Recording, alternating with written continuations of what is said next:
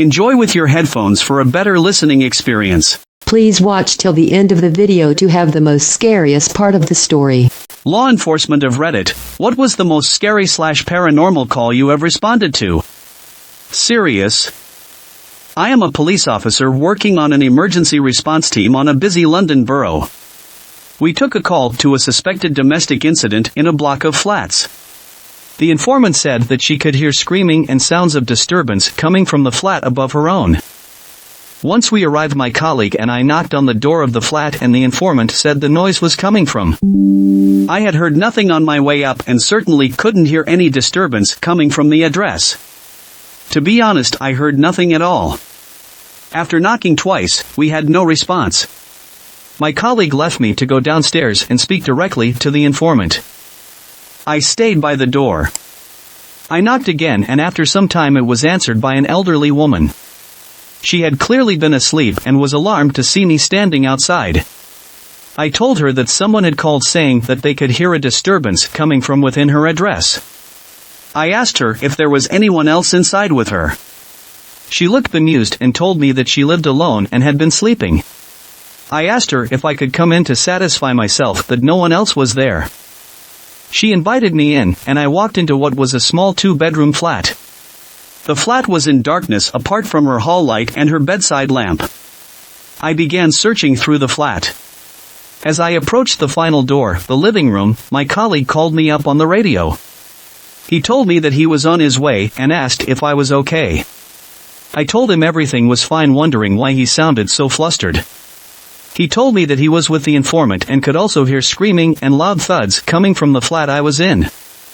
I told him that he must be mistaken as I was almost done searching for the flat and that I had heard nothing whatsoever. I have to admit a feeling of unease as I opened the final door. Like all the other rooms, it was in darkness but was freezing cold. My breath misted immediately.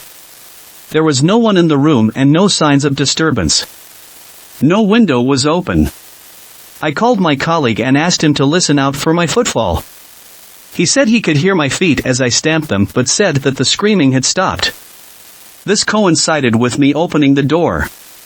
I left shortly after apologizing to the elderly woman for waking her. I have no rational explanation for this at all. My colleague and I left feeling very creeped out. Late evening, maybe a decade ago, I ended up running silent to a call with additional units in tow. The caller reported hearing footsteps on her second floor when she was in the kitchen. She lived alone, middle-aged, divorced, no kids, and had no expected company. She is outside across the street when we arrive, obviously unnerved and being calmed by her neighbor.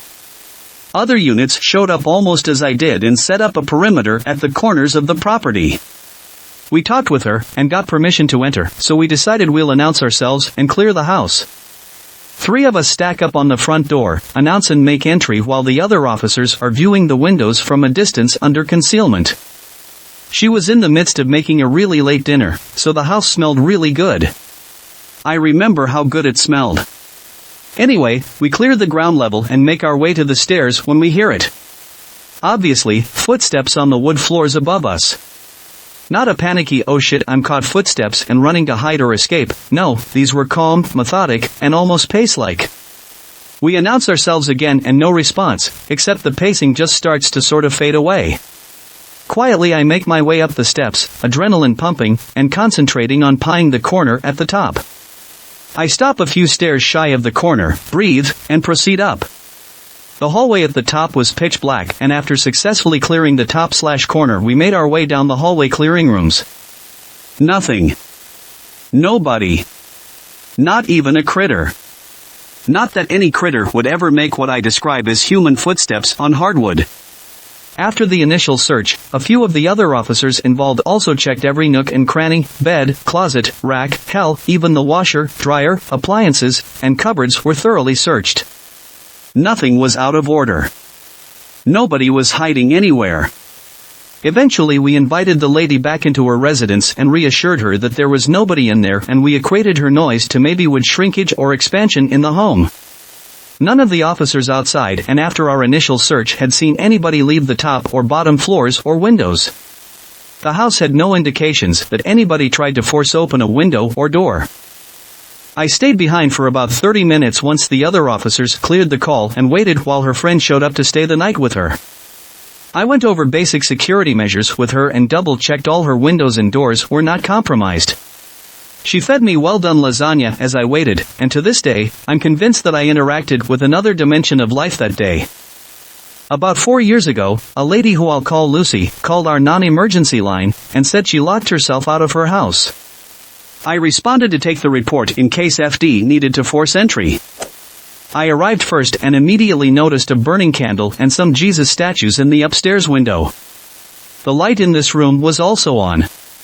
I can't explain it, but it seemed a bit odd to me. Anyways, I approached Lucy, who appeared to be about 65 years old, and asked what happened. She said she walked to her car to get groceries for her and her mother but forgot her keys inside and the door was locked behind her. I asked if her mother was home and Lucy replied in the affirmative. Lucy went on to say she technically lived alone because her mom died 6 years prior, but she still lives with her in the bedroom with the lit candle and makes her presence known by turning on off lights, opening/closing doors, and turning on the bathroom faucet. I then walked to the perimeter of the home and found an unlocked window into the kitchen. Since Lucy never actually left home and knew no one else was inside, I radioed dispatch and climbed in through the window with her consent. As my boot touched the kitchen floor, I heard an audible click. At the same time, the lights in the stairway and upstairs hallway to my left turned off. I quickly walked to the rear sliding door to my right and told Lucy what had happened. Lucy laughed and said that was just her mom saying hello. I told Lucy that although I genuinely believe what she told me was true, I still had to do my due diligence and ensure no one else was inside. I radioed for a back and within minutes my friend arrived. The first thing he asked about was the lit candle in the window. While clearing the upstairs, we came upon the room where the candle was and immediately noticed it was blown out. There were no open windows, fans, vents, or other obvious source that could have extinguished the flame. We just looked at each other with a bit of unease and went back downstairs to leave. Click, the upstairs lights turned off behind us. We talked to Lucy for another 5 minutes and suggested getting a battery-operated candle just to be safe. Well, Lucy clearly thought duck the police because to this day, that candle burns in the open window most nights when I drive by. And every now and then I'll stop and talk to Lucy to see how she and her mother are doing. One time I was alone in the evening in my parents' house, they were away, and I heard a scraping/grinding sound from the ground floor bedroom. The door was closed at the time. It almost sounded like glass being cut or maybe a screen. It continued off and on for a few minutes. I was terrified. I ran upstairs and called a nearby friend of mine, who was willing to drive into my driveway from which the room window could be seen. I didn't call the police because I was afraid that maybe there was nothing happening, and they would think it's silly. There were no trees nearby that could cause the scraping/cutting sound. My friend pulls up, sees nothing, and knocks on the door. We go into the room together. There is nothing amiss. No one in the room, no signs of entry. Walking back out of the bedroom, we found the cause of the sound. The concrete foundation of the house had started to shift and was causing the tile floor to buckle. We had a good laugh, but I thought it was pretty scary when it happened. I was home alone for the weekend when I was in high school, which was exciting for me as I never really had a house to myself ever. I had a few people over the Friday night and got hammered, then the next night it was just me home alone in my house. I had a case of beers left over and had a movie to watch, so I decided that the hangover would not keep me down and to party by myself and have an awesome night. I ended up getting too drunk and felt hungry. I decided to cook mad feed and started whipping up pasta in a drunken slur. I was singing like a maniac while I played MasterChef in my kitchen thinking I was top chef. Halfway through singing and stirring the pasta sauce, I hear a tapping sound and some movement in the corner of my eye catches my attention. One of the metal chain ropes used to pull the blinds up and down on the glass doors was moving and hitting the glass door, making a tapping sound. I froze as I watched it moving back and forth by itself. Then my focus kind of zoomed out as I realized that that was not the only metal blind ropes that were moving. We have around 7 sets of blinds on the glass doors and all 7 of the ropes were moving back and forth. My hair stood up and I walked out of the kitchen as all of them were tapping on the glass doors. No windows or doors in the house were open, and they were picking up momentum, with the tapping becoming louder and more frequent. I turned around just in time to see the DVD case of the movie I was watching slide off the TV cabinet on its own. I let out a slurred fart that and went to bolt outside, just freaking out. On the way out, I saw the painting next to the front door. It had been moved and was tilted. I let out a gasp. I ran out the door and wet myself just a little in the process. Shit was real, the horror was real, this was real. Outside, I was so distraught and horrified at what had just happened. My house was haunted. There was a ghost. It didn't like me. I realized that I had left the stove on and that I needed to leave, but needed to grab my phone to call someone and get out of there. I decided I would go to the park and try to contact a friend. So, I psyched myself up, ran into the house, turned off the stove myself, ran into my room, grabbed the key, my phone, and 10 beers. I headed to the park and started drinking again. No one picked up as everyone was wiped out from the night before. Cut a long story short, I vaguely remember being at the park before I blacked out, then in my kitchen crying at some point, then blank. The next day I woke up in my bed. I wondered whether it was just a dream, but I walked out and saw the post-it and DVD case and realized that it was legit. I realized that I had to break the news to my family later the day that our house was haunted and that we would have to move. I went on Facebook, and that's when I saw status after status saying that there had been a minor earthquake during the night. Needless to say, I felt like a hungover idiot, but the truth is that was the first earthquake I had experienced, and we don't get earthquakes where I live. Or not usually, at least. I worked at the Naval Hospital in Camp Pendleton in 2013. I was part of the transition team that moved the last of the belongings that they wanted from their old location to their new one. Along with others on my team, we were part of the final sweep as far as cleaning up, waxing the floors, and locking up some of the higher level rooms within the old hospital. It was a nice gig because there were a ton of office supplies that were going to just get thrown away, along with some office chairs. I like to draw, so I took home 2 chairs, one for me and one for my roommate, along with a plethora of pens and paper. In my duty section there was also the security role of watching over the barracks that was just outside of the hospital. With the Navy, being the Navy, they didn't transfer anyone over to the new barracks till about a full 8 months after the move to the new hospital. So, someone still had to stand duty there as well as patrol the old hospital so as to keep away any would-be vandals from a place they thought was completely abandoned. Of course, I would end up getting duty one day and would start getting people coming into the commons area telling me to go look at the hospital. There was very clearly a light on in the 6th or 7th floor with a figure standing motionless watching outside. I put up a sign to say that I would be leaving the office and to call my personal number should they need anything. Usually, it was just to reset their key cards, but each room had 4 rooms within it, so usually people just called their roommates to open the doors instead of waiting for the process of me resetting their key card. It was already pretty late at night, so I wasn't worried about it. I would go to the hospital, and it was still completely locked all around. I checked to make sure that no windows were ajar, but the hospital didn't have any that opened. I even tried to lift the back hatch that linens and new supplies came through by truck, and that was still secured. I had no other way of getting in myself, so when my chief came down around 2 a.m., as they seldom did but were required to at least once a night, I made a report of it. By this time, the figure was gone, but the light remained on. I was never told if they ever found anyone or if it was even followed up on for that matter. But it was one of the creepiest things I remember from being there. Early in my career, the elevators in the older section of CIA headquarters, known as the Original Headquarters Building or OHB, were known to have quirks. I think they still do. Occasionally, the elevator would stop, and the doors would open at a floor with no one there, and no one on the elevator had requested that floor. I heard secondhand that the thing to do when that happened was to say, "Good day, Mr. Director," because it was assumed that the doors opened for the ghost of Alan Dulles. OHB was his project, as many know, but he never was able to move into his office, having been replaced as CIA director just before it was ready. Not really scary, but possibly paranormal, and a case I was never able to solve. 3 years ago, I was called in to an investigation of a burglary in a cemetery. When the forensics guys and I finally went out there, it was a slow morning. None of the responding deputies had actually gone inside yet.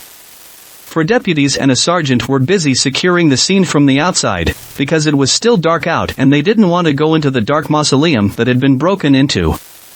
Apparently, they felt much safer with us overweight non-sworn employees around, so we went inside together. The exterior door to the mausoleum had been forced open, and we started looking around for signs of anything stolen or vandalized. Eventually we did find that one of the grave sites in the mausoleum, almost 15 feet off the ground, had the cement plaque shattered and the coffin was pulled out and left sprawling on the floor. All contents of the coffin were missing, which including the cremated remains of 3 people, the last one who died in 2004. A person would have had to bring their own ladder to pull this out or been at least 12 to 13 feet tall. According to the forensics guy, it looked like the plaque for the coffin had been shattered from the inside, due to water damage. Still, it seems oddly coincidental that a plaque would simultaneously break on the night of a break-in to the mausoleum. It hadn't been accessed since 2004, so almost 12 years prior. The people at the gravesite had a single living relative. I called them, exchanged pleasantries, and then when I asked about the mausoleum they said, "No hail English," and hung up. It's probably drug-related, somehow, but this is exactly the kind of thing that would happen at the start of a vampire or zombie apocalypse movie. Had a couple of weird things occur one night, was working night shift in a small town and received a call to the hospital. The call was from the lone security guard on site who didn't feel comfortable dealing with this on his own. The call was dispatched as urgent assistance. On arrival at the hospital, the guard stated to me that nursing staff had heard what they referred to as blood-curdling screams coming out of the then-closed psychiatric unit. There were no patients or staff in the unit at the time. The door to the unit was a clear glass door and there was nothing visible on the other side. I requested the keys to unlock the door. After turning the key in the door and unlocking the deadbolt, before I was able to remove the keys from the door something had forced the lock and relocked the door, resulting in my hand, still holding the key, to be physically moved as well. I was pretty creeped out myself, lol, but based on the severity of the call I still entered the room and conducted a search of the entire unit with no result. Immediately after clearing the unit another call came in, but this time it was from a nurse walking to her car on the street. She also heard loud screams.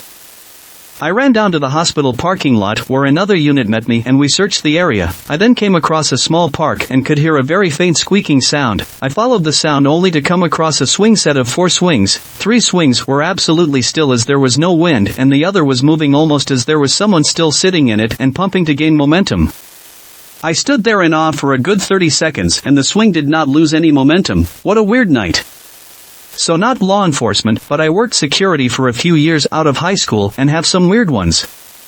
So, me and another guard became pretty good friends and would often talk to each other over the phone and earpiece for most of the night while patrolling. One time he found a door to the basement of the oldest building in our state or city or something like that, and the basement was also infamously haunted.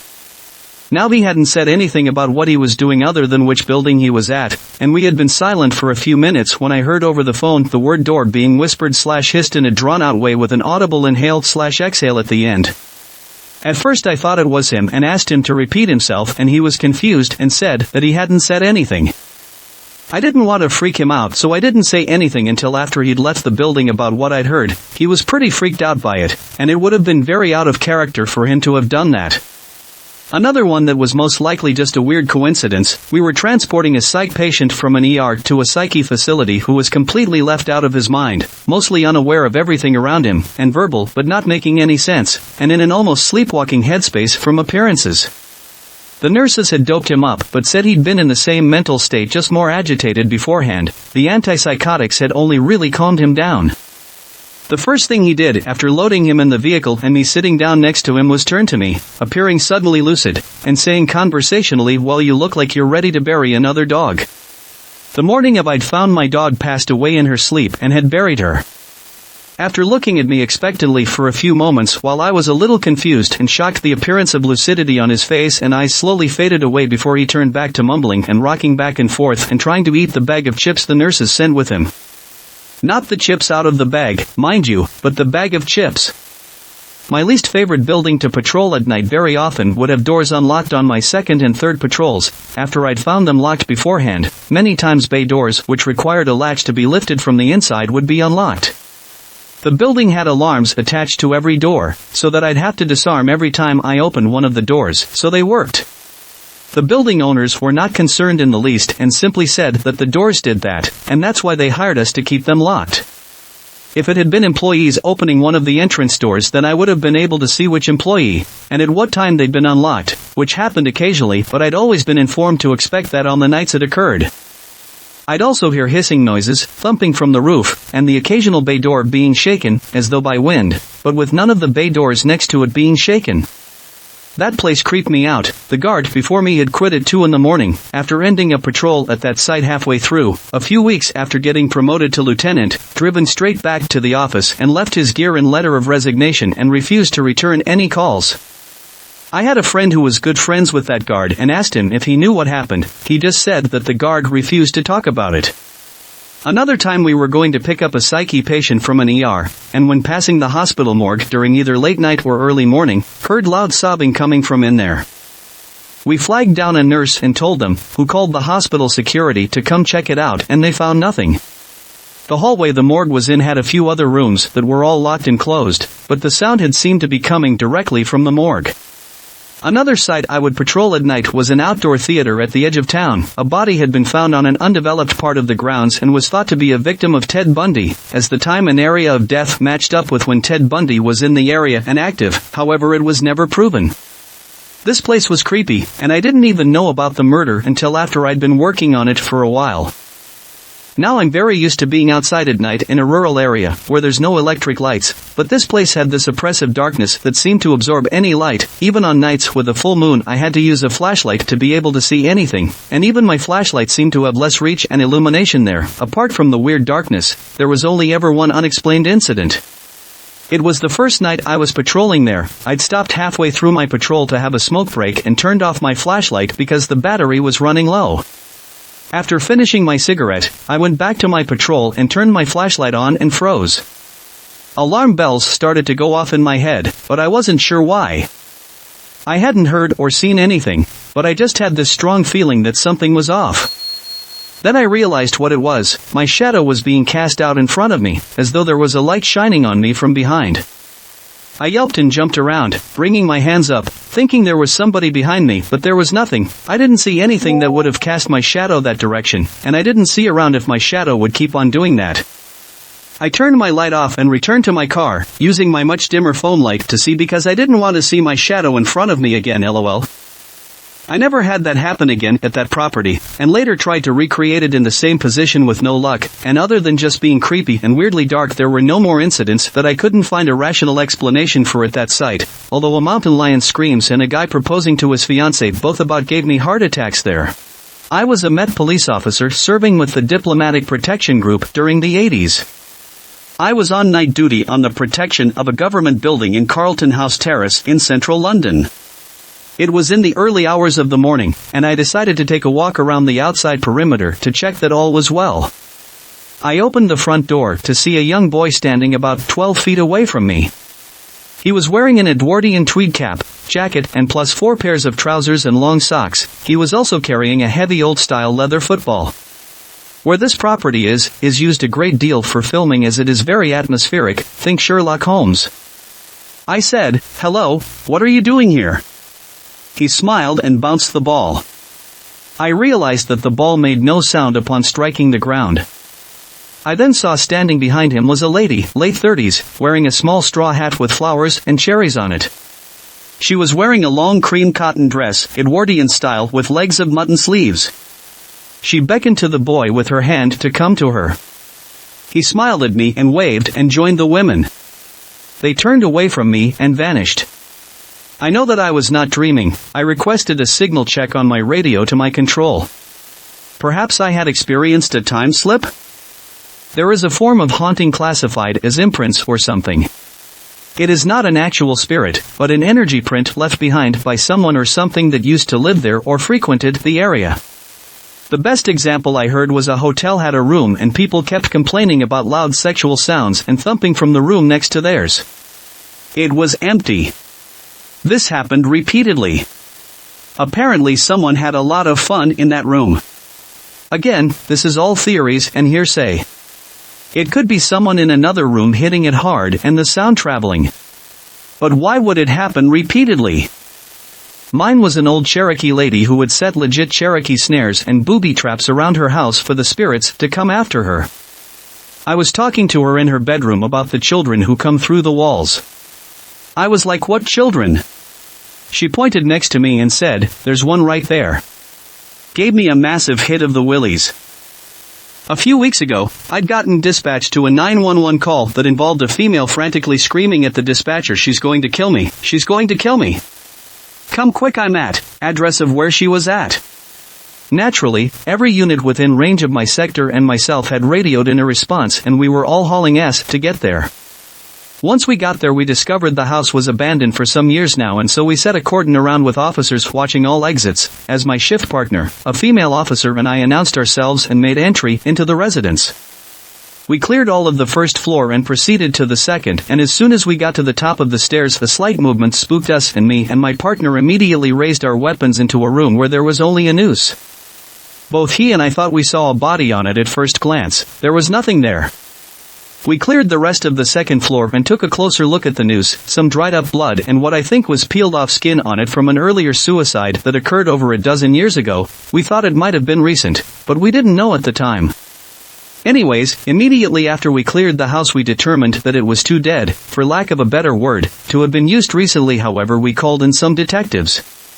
But before we all stepped out, we all agreed we didn't see what just happened.